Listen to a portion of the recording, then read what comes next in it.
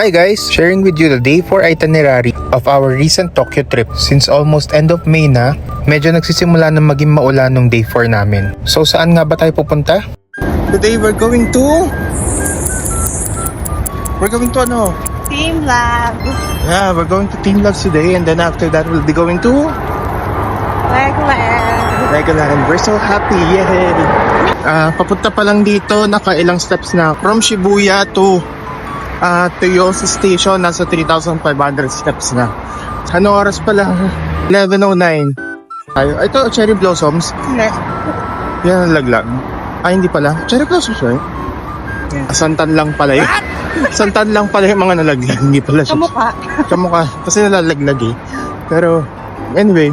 So ayun na nga, matapos ang maraming lakad, nakarating na rin kami sa Team Lab Planets. You can book this via Klook. Be sure to use my promo code JERAYMONKLOOK for additional discounts. Team Lab is basically a museum where you walk through water and a garden where you become one with the plants.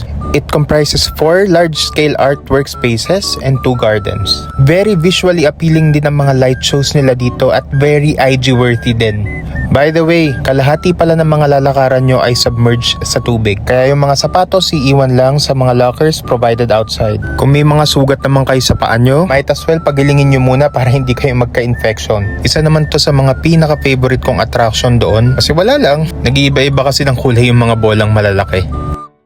This one is a little bit too much for me. Pagpasok ko pa lang dito, wow, vertigo. And then yan, may mga itlog din na malalaki. At yung last stop ay yung flower garden. Salamin din pala yung lalakaran dito, kaya girls, mag-pants or shorts na lang kayo. We're now going to Legoland. So yun na nga, after Team Lab Planets, pumunta naman kami sa Legoland Discovery Center sa Odaiba. Sigurado mag-e-enjoy ang mga chikiting nyo dito kasi mga pambata talaga ang rides and attractions nila. Nagustuhan ko tong miniature Tokyo City nila na binuo gamit ang Lego. Again, you can book this via Klook. Use my promo code JERAYMONKLOOK for additional discounts. Sinubukan ko rin mag-explore sa labas. Ang lakas pala maka-America feels dito sa Odaiba. Sayang, napakalapit ko na pala sa Diver City. Hindi pa ako nakapagpa-picture kay Gundam. Pero anyway, bumalik na kami ng Shibuya at bumili ako nitong maleta sa labas ng Don Quixote. 4,290 lang siya. Wow! Ito bumili ng baggage, 12,000 luggage niya sa Don Quixote. So another tip, pag nasa Don Quixote kayo, huwag niyong bilhin lahat.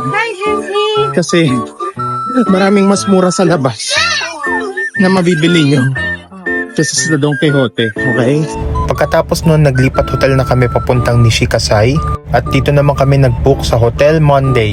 Ang kagandahan dito sa Hotel Monday, sobrang linis niya, kompleto ang amenities, may mga libreng soup at teas din sila, at ang pinaka-the best talaga, sobrang lapit lang niya sa train station. As in, pagbaba mo ng train station, yun na Hotel Monday na. Bukod pa doon, lahat ata ng convenience store nasa labas na nitong hotel na to. And lastly, meron silang free shuttle service papuntang Tokyo Disneyland. Again, you can book this via Klook. Use my promo code JERAYMONKLOOK for additional discounts. And to end the day, nag-ramen ako sa labas ng hotel. Sa totoo lang, mas nagustuhan ko yung ramen dito kasi sa Ichiran. And for our day 4, we ended up with 22,619 steps. That's all and good night.